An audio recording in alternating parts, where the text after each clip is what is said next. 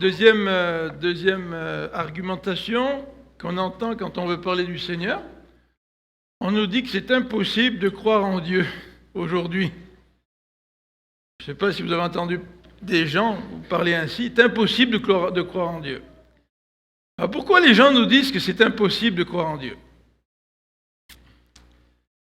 Pourquoi les gens aujourd'hui pensent que c'est impossible de croire en Dieu? En tout cas, certaines personnes. Pardon?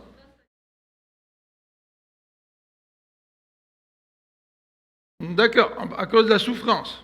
On dit à cause de la souffrance, c'est pas possible de croire en Dieu. S'il existait ce Dieu-là, pourquoi il permettrait la souffrance? D'accord? Quelles sont les autres raisons que les gens nous amènent pour nous dire que c'est impossible aujourd'hui de croire en Dieu?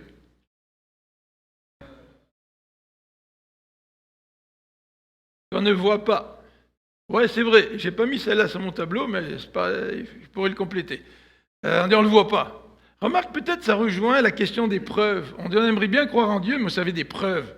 On dirait que les preuves nous permettent de voir, tu sais, ou d'avoir l'assurance de quelque chose. Pourquoi les gens disent que c'est impossible de croire en Dieu aujourd'hui? S'il y a des jeunes, vous parlez avec vos amis, est-ce qu'ils vous disent oh, c'est pas vrai, c'est impossible, tu sais. C'est pourquoi?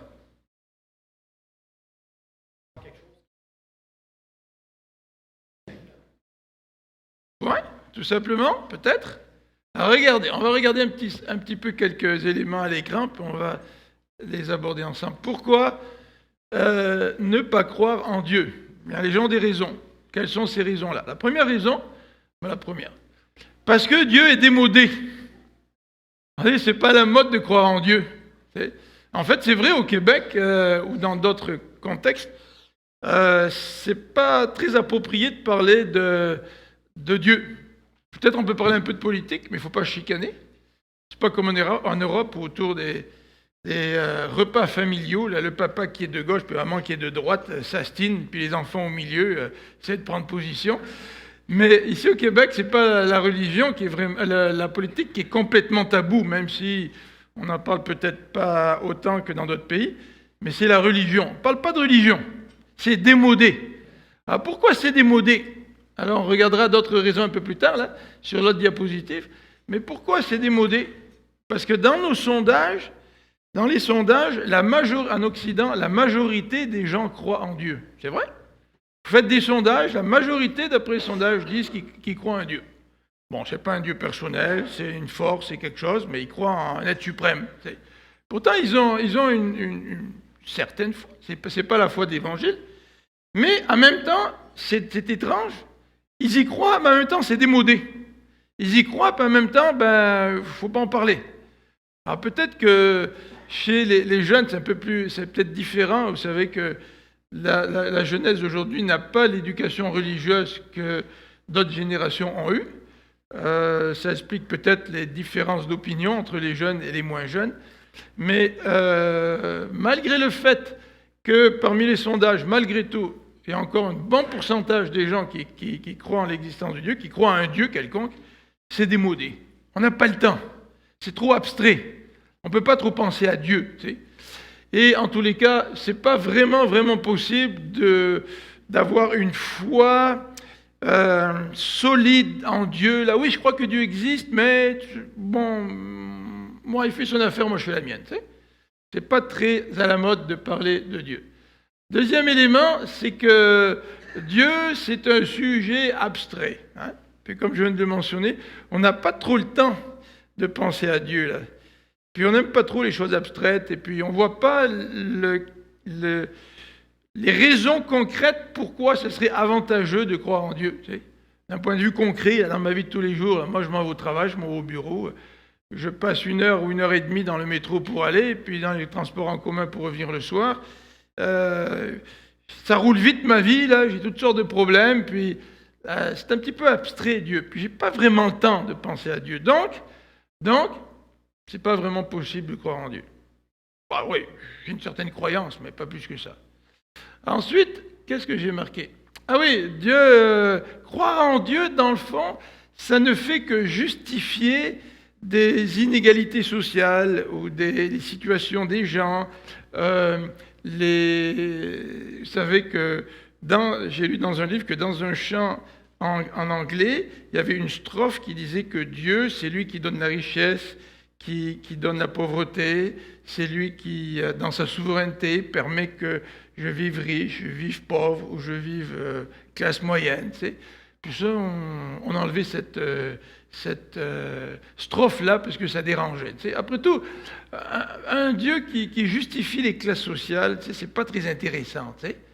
Vous savez qu'on dit que la réincarnation en Inde, ça justifie les classes sociales, encore peut-être plus que croire en Dieu en général.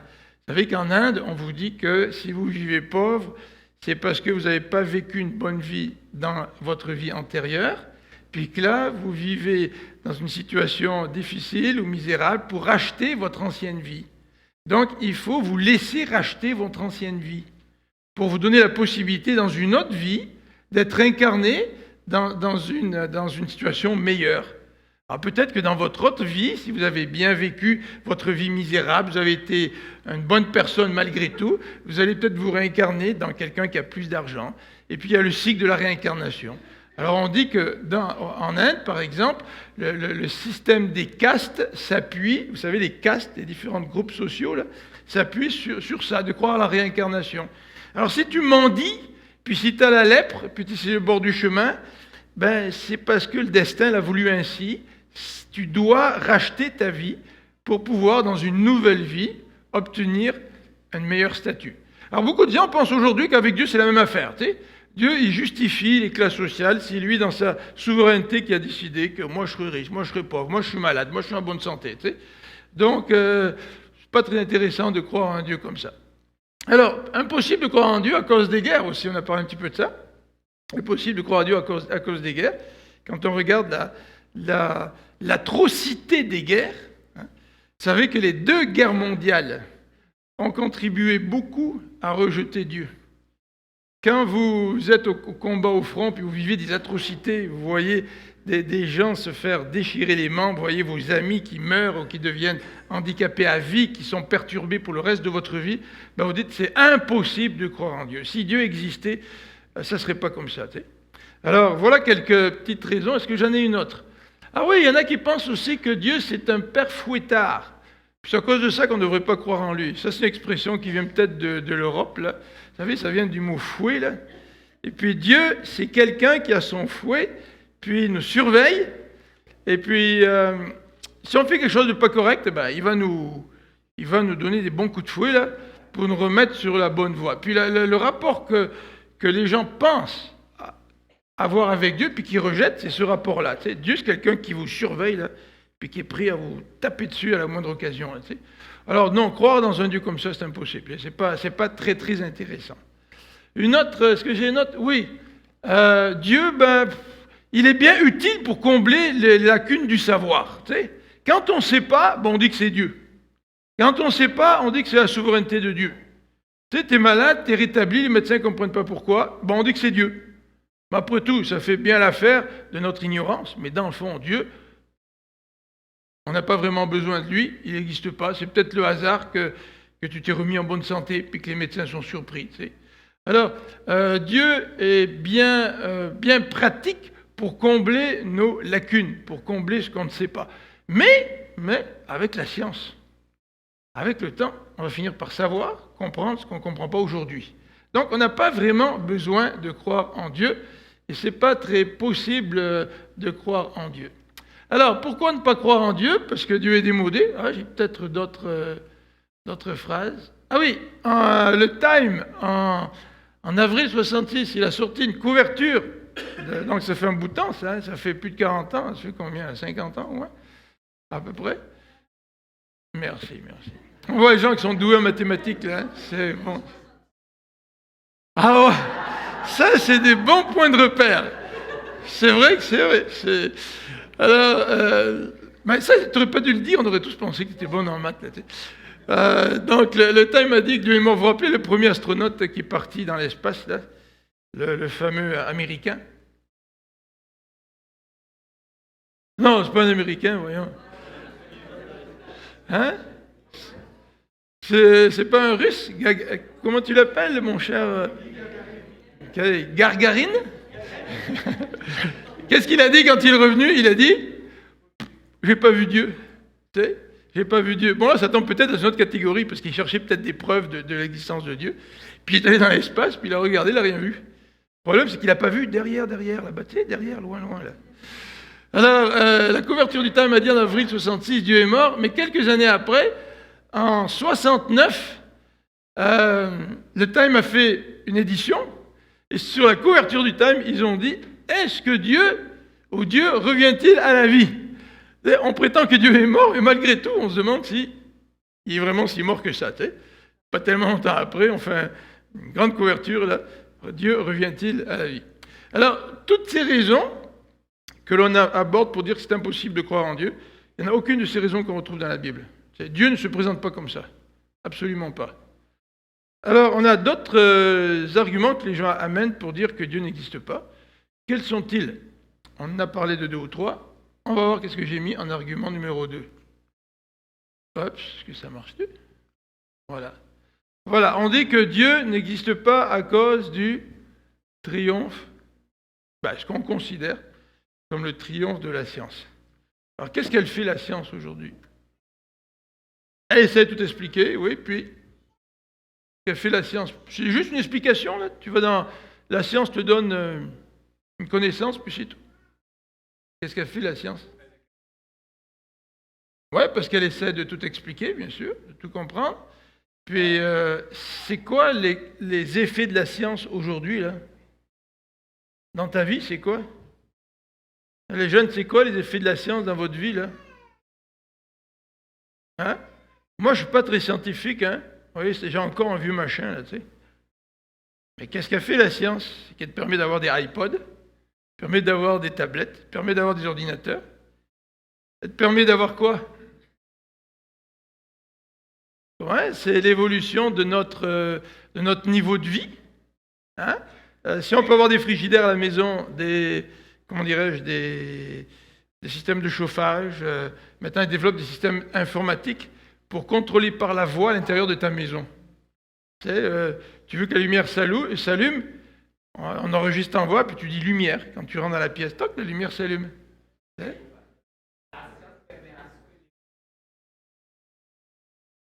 Ouais, ça c'est vrai parce qu'on peut utiliser la science pour propager l'évangile. Puis la Bible dit que le message de l'évangile sera prêché dans le monde entier, alors viendra la fin. Donc c'est vrai que la science nous aide à propager l'évangile. Aujourd'hui, la science nous permet de guérir des maladies qu'on ne pouvait pas guérir avant. C'est vrai. Hein?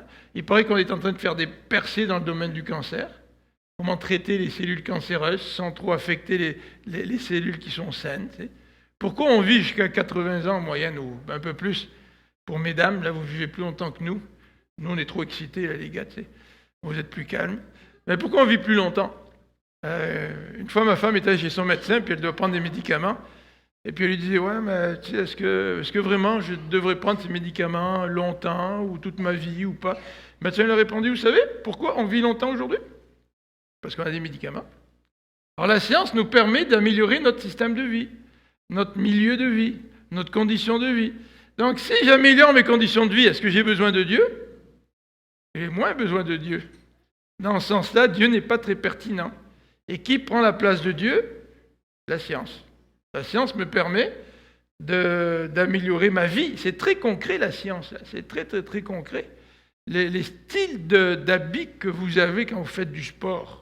Vous savez, là, vous avez des habits qui sont extraordinaires, faits avec toutes sortes de matériaux, là, et puis ça coûte très cher ces habits-là. Vous voulez faire du sport, du kayak, partir en forêt, faire de la survie, etc.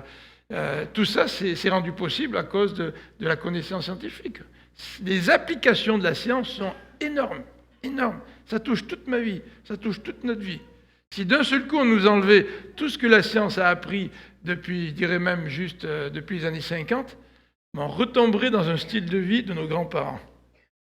Puis le style de vie de mes grands-parents à moi, c'était d'aller dans les bécosses au fond du jardin.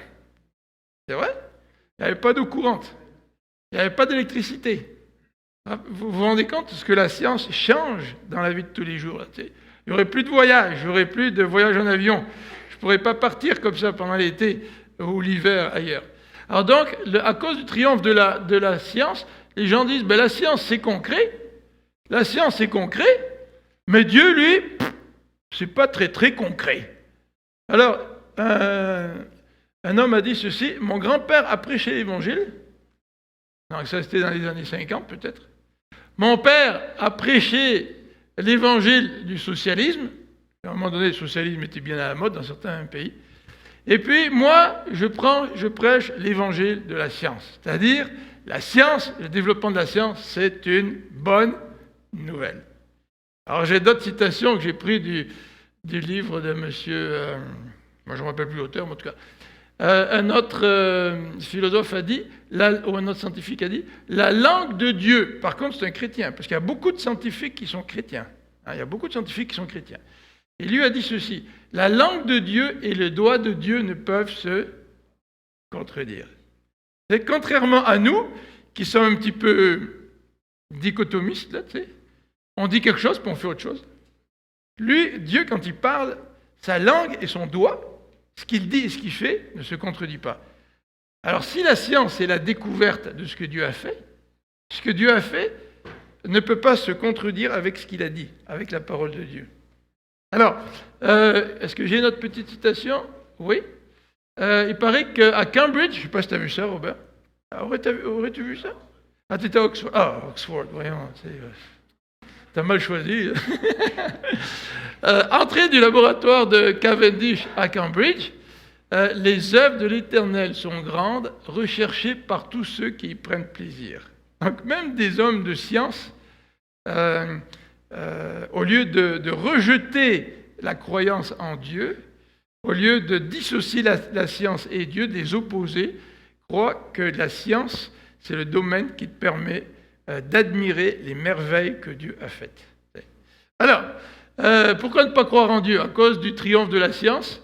Eh bien, les gens disent que la science contredit la Bible. Puis le sujet le plus classique, c'est lequel? Celui de l'évolution. Et on dit, nous on croit à l'évolution, puis la Bible dit que l'évolution, ça n'existe pas. Donc, on ne peut pas vraiment réconcilier Bible et science, foi puis science, Dieu et science, on ne peut pas vraiment réconcilier ça. Alors voilà pourquoi les gens ne croient pas réellement à la pertinence de croire en Dieu. Et malgré tout, la question que beaucoup de scientifiques se posent, c'est celle qu'on a au tableau. Pourquoi prétendons-nous que le hasard existe si dans le monde qui nous entoure, tout était bâti sur la règle de cause à effet? Vous savez ce que c'est que la règle de cause à effet? Ça veut dire que si Robert est là aujourd'hui, je ne sais pas pourquoi je vois Robert, puis je parle que de lui ce matin. Si Robert est là ce matin aujourd'hui, il y a une raison qui explique pourquoi il est venu ici au lieu de rester chez lui. D'accord?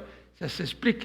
À un moment donné, il s'est levé, il s'est habillé, il a mis un beau gilet rouge, puis il a pris sa voiture, puis il est venu jusqu'ici. Tout s'explique dans ce monde, parce que tout est bâti sur des règles. Les règles sont tellement complexes que l'homme ne les connaît pas toutes, bien sûr. Mais si vous prenez une graine, puis vous la plantez à la terre, puis vous voulez avoir un pommier, ne prenez pas une graine qui correspond à un oranger. Parce que si vous plantez une graine pour des oranges, vous n'allez pas obtenir des pommes. Il y a une cause à effet. Si tu es malade en quelque part, c'est qu'il y a une cause. Et ce que fait le médecin, c'est qu'il veut essayer de trouver la cause. D'accord? Donc les choses s'expliquent. Les choses s'expliquent. Alors voilà un petit peu... Oui? Bien, les gens se posent la question. Ils se disent, pourquoi le hasard?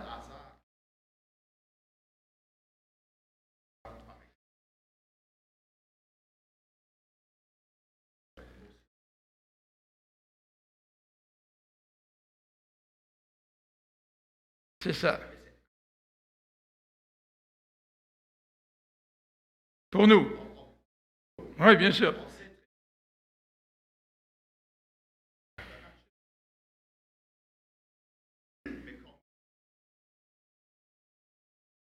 Oui, oui. Ouais. Dans ce sens, lui, il y a des combinaisons de choses qui font que ce n'est pas prévisible. Ouais. Dans ce sens, oui.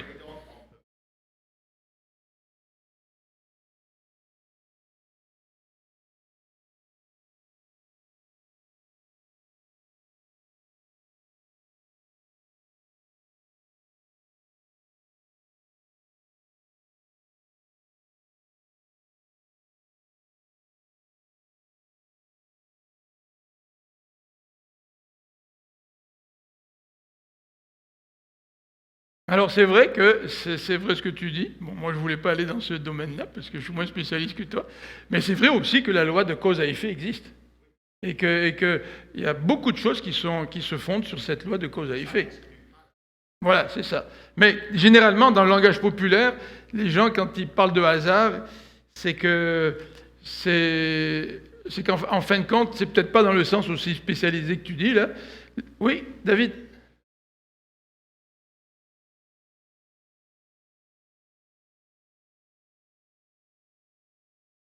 C'est impersonnel. C'est impersonnel. Alors si tu crois au hasard, tu ne crois pas à un Dieu personnel. Tu ne crois pas à un Dieu qui contrôle.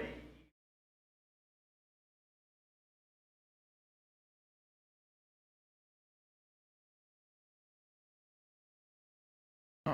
Bah, je suis tombé amoureux de cette femme-là, c'est par hasard. Tu sais. Je ne sais pas pourquoi, ça m'a pris là. Je suis marié, mais je la trouve belle au bureau. Puis je voulais pas avoir une nouvelle relation, mais c'est par hasard. Tu sais. Alors, le hasard, souvent, il a de beau rôle, tu sais. Même s'il existe, là, comme tu dis. Vas-y.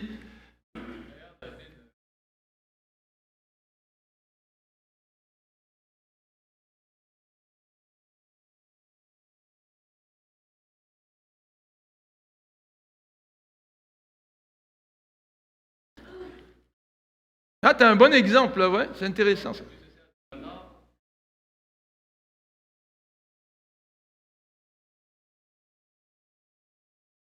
Vous vous rappelez de cette histoire dans l'Ancien Testament? Je crois que c'est avec, je me demande si c'est pas Josaphat et puis Akab, hein? Et puis le roi de Juda, puis du nord, ils vont à la guerre ensemble. Puis le roi de Juda, il demande au roi d'Israël, il dit, ouais, mais est-ce que tu as consulté Dieu, tu sais? Et puis tous les prophètes avaient dit oui. Puis le roi dit, non, non, mais je veux vraiment savoir si tu as consulté Dieu. Puis oh, il y en a un qui s'appelle, je crois qu'il s'appelle Miché, mais lui, il me dit jamais des choses qui m'intéressent. Puis il appelle Miché, puis Miché il dit, pas de problème, tu peux aller à la guerre, tu vas avoir la victoire. Puis le roi dit, non, non, dis-moi la vérité, là, qu'est-ce que tu en penses, là? Alors le roi dit, non, tu n'auras pas la victoire, tu sais. Puis je vois Israël qui est tout dispersé sur les montagnes, tout ça, là. Et puis le roi s'est dit, bah, je vais me déguiser, parce que souvent dans les batailles, on cible le roi adverse, hein. Puis on prend des troupes d'élite, puis on essaie d'attaquer le roi adverse. Il aurait dit, je vais me déguiser, comme ça j'aurai moins de problèmes. Puis le texte dit, au cours de la bataille, un archer a tiré une flèche, donc au hasard, et puis a percé le défaut de la cuirasse du roi, et le roi a été blessé à mort, son char pris au milieu des combattants, impossible de le ramener en arrière pour le soigner, et il est mort comme ça. Donc c'est vrai que le hasard, dans ce sens-là, Dieu se sert du hasard pour accomplir ses desseins, bien sûr. Ouais, c'est ça. C'est-à-dire qu'il n'y avait pas d'intention de blesser le roi, c'est ça que ça veut dire.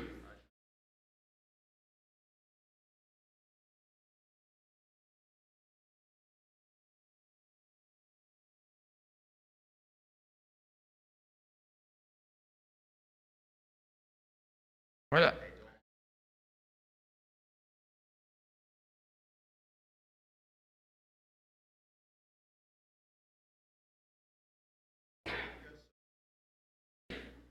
Ah ouais, c'est sûr que une des raisons pour laquelle on ne croit pas à l'existence de Dieu, c'est justement parce on se dit qu'il y a une contradiction avec la Bible et la science. Mais le problème, la question qu'on devrait se poser, c'est est-ce que la Bible dit bien ce que nous on prétend qu'elle dit? Vous savez. Euh, il peut y avoir une certaine évolution, d'accord? Mais la Bible dit que c'est Dieu qui a créé. Alors, c'est vrai qu'il peut y avoir des dinosaures quelque part, mais la Bible ne parle pas des dinosaures. Elle ne nous dit pas que les dinosaures n'ont pas existé. C'est vrai. Mais si nous, on prétend que les dinosaures n'ont pas existé, ben on se met en opposition avec la science. Mais est-ce que c'est vraiment une opposition entre la Bible et la science, ou est-ce que c'est une opposition entre moi, ce que je comprends de la Bible, ma compréhension peut être fausse, et c'est ma compréhension qui est en opposition avec la science. Hein? Vas-y, Mathieu.